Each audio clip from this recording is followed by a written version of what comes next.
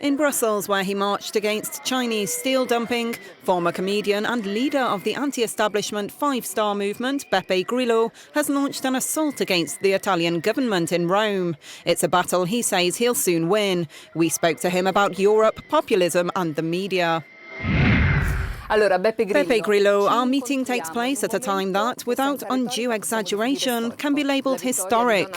That's to say, the election of Donald Trump to the presidency of the United States. What's your take on that? It's an extraordinary turning point. This corn cob, we can also call Trump that in a nice way, doesn't have particularly outstanding qualities. He was such a target for the media, with such terrifying accusations of sexism and racism, as well as being harassed by the establishment, such as the New York Times. But in the end, he won. That is a symbol of the tragedy and the apocalypse of traditional information. The television and newspapers are always late, and they relay old information. They no longer anticipate anything, and they're only just understanding that idiots, the disadvantaged, those who are marginalized, and there are millions of them, use alternative media, such as the internet, which passes under the radar of television, a medium people no longer use.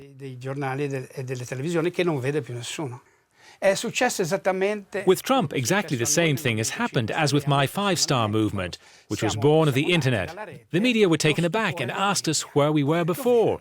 We gathered millions of people in public squares, and they marvelled. We became the biggest movement in Italy, and journalists and philosophers continue to say that we were benefiting from people's dissatisfaction. We'll get into government, and they'll ask themselves how we did it. There is a gap between giving populist speeches and governing a nation. We want to govern, but we don't want to simply change the power by replacing it with our own. We want a change within civilization, a change of world vision. We're talking about dematerialized industry, an end to working for money, the start of working for other payment, a universal citizen's revenue. If our society is founded on work, what will happen if work disappears? What will we do with millions of people in flux? We have to organize and manage all that. Do you think appealing to people's emotions is enough to get elected? Is that a political project? This information never ceases to make the rounds. You don't have a political project. You're not capable. You're imbeciles, amateurs. And yet the amateurs are the ones conquering the world, and I'm rejoicing in it, because the professionals are the ones who've reduced the world to this state. Hillary Clinton, Obama, and all the rest have destroyed democracy and their international policies.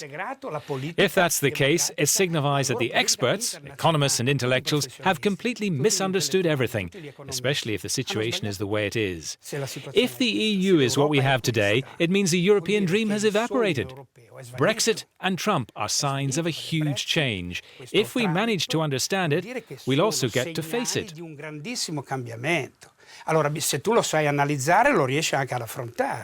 Until now, these anti-establishment movements have come face to face with their own limits. As soon as they come to power, they seem to lose their capabilities and reason for being. Tsipras in Greece, for example. Yes, I agree. Let's take the example of Podemos in Spain. They came within reach of power, then had to backtrack. Why? Because there's an outdated way of thinking, because they think power is managed by forming coalitions or by making agreements with others. From our side, we want to give the tools to the citizens. We have an operating system called Russo, to which every Italian citizen can subscribe for free. They can choose their candidate in regional and local elections and check what their local MPs are proposing. Absolutely any citizen can even suggest laws in their own name. This is something never before directly seen in democracy, and neither Tsipras or Podemos have done it. He said you're not interested in breaking up the EU, but rather in profoundly changing it. What can a small group of MEPs do to put into motion such great change? The little group of MEPs is making its voice heard, but there are complications. In Parliament, there are lobby groups and commissions. Parliament decides, but at the same time, doesn't decide. We do what we can, in line with our vision of a world based on a circular economy. We put forward the idea of a circular economy as the energy of the future, and the proposal has been adopted by the European Parliament. One hot topic at the Commission at the moment is the problem of the conflicts of interest concerning certain politicians. President Juncker suggested modifying the Code of Ethics and making the period of abstinence from any private work for former Commission members longer, to 3 years. Is that enough? Basta? I have serious doubts about a potential change in the Code of Ethics being made by a former minister of a tax haven. You don't think the Commission is legitimate? Absolutely not, particularly because it's a commission that no one has actually elected. That's what brought us closer to Nigel Farage, a democracy coming from the people. You don't regret being allied with Farage? It was an alliance of convenience, made to give us enough support to enter Parliament.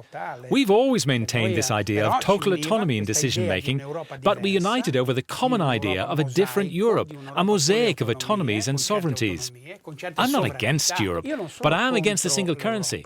Conversely, I am for the idea of a common currency. The words are important. Common and single are two different concepts. In any case, the UK has demonstrated something that we in Italy couldn't even dream of, organising a clear yes-no referendum. Di fare un referendum chiaro, sì, no. Clear in terms of the result and not its consequences. In reality, the population is torn. Many people's views have done U-turns. Whatever happens, the responsibility returns entirely to the British. They made the decision. Doesn't it bother you that Italy's Prime Minister Matteo Renzi is playing the spoilsport in Europe? Criticising European institutions was your battle horse, and now he's flexing his muscles in Brussels. Renzi has to do that, but he's just copying me, and in doing so, strengthens the original. Whatever it may be, his position at the head of the government can get him results. Very well, if he wants to hold a referendum on the euro, he'll have our support. If he wants to leave the so-called fiscal compact, which was one of our battles, we'll be there. In the quarrel over the flexibility of public accounts due to the earthquake and immigration, who are you supporting? On that, I share Renzi's position. I have nothing against projects and ideas. I have preconceptions about him. For me, he is completely undeserving of confidence.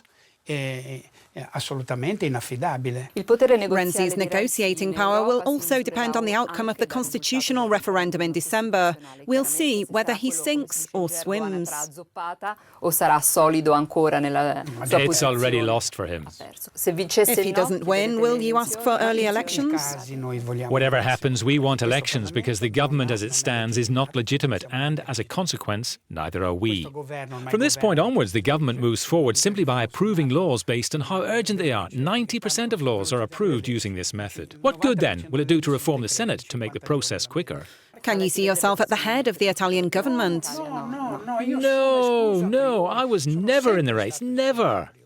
So Beppe Grillo is not even a candidate to become Prime Minister or to take on another official role if one day the five-star movement was to win the elections? The time is fast approaching. Really? A projection? People just need to go and vote. We are sure to win. Thank you for your time. Bonjour et enchanté, madame.